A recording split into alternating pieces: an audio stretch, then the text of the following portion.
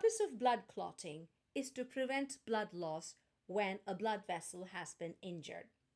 Another name for blood clotting is hemostasis, not to be confused with homeostasis.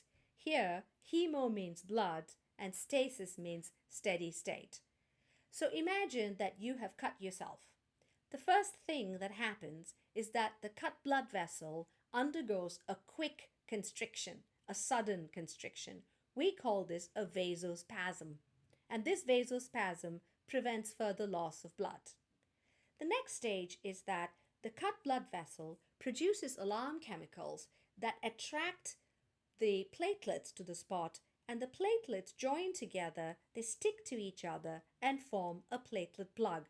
This also prevents further blood loss.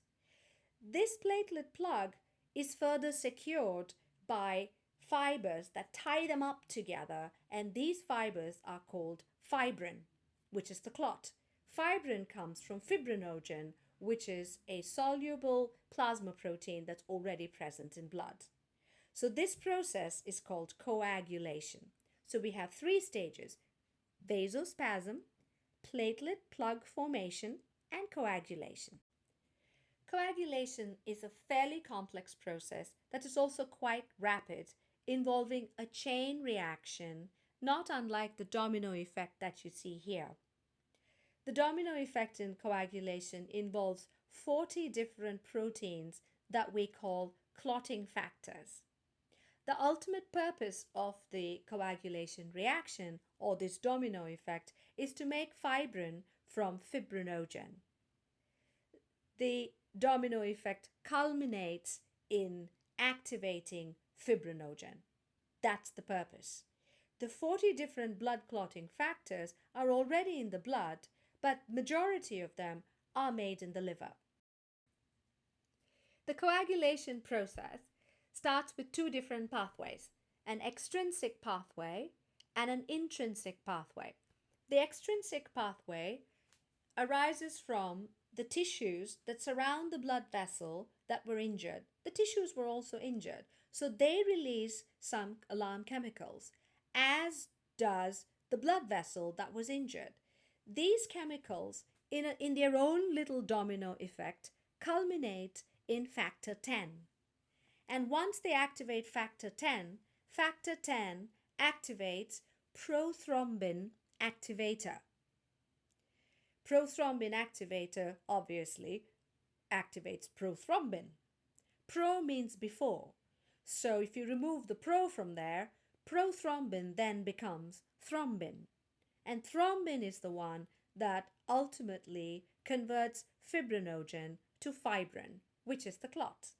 So this occurs in a domino effect. In order to do this, calcium is necessary as a cofactor. The function of vitamin K is to help make 4 of the major blood clotting factors. We need some background information about how vitamin K works. We know that vitamin K is necessary to make some major clotting factors.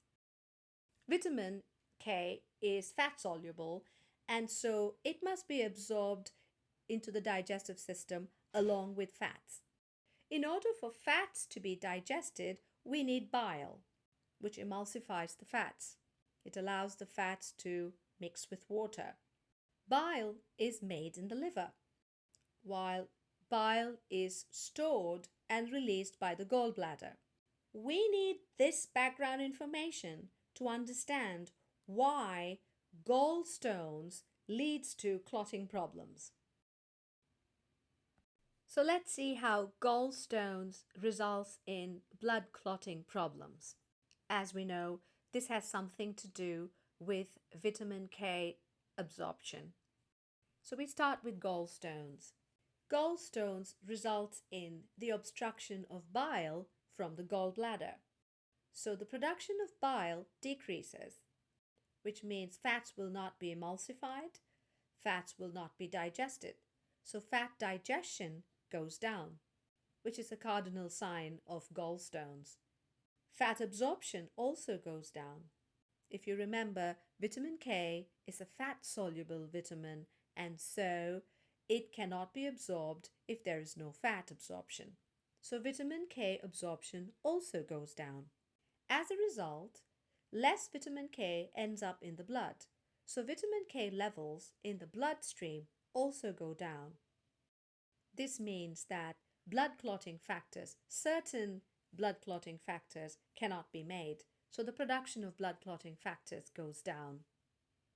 As a result, there are blood clotting problems. Let's go over some blood-related terminology. Thrombus means clot. Thrombosis means abnormal clotting or too much clotting, sometimes seen in the veins of the leg, called deep vein thrombosis. Hemophilia, this is a genetic condition in which a person might be missing one or more clotting factors and so the blood fails to clot.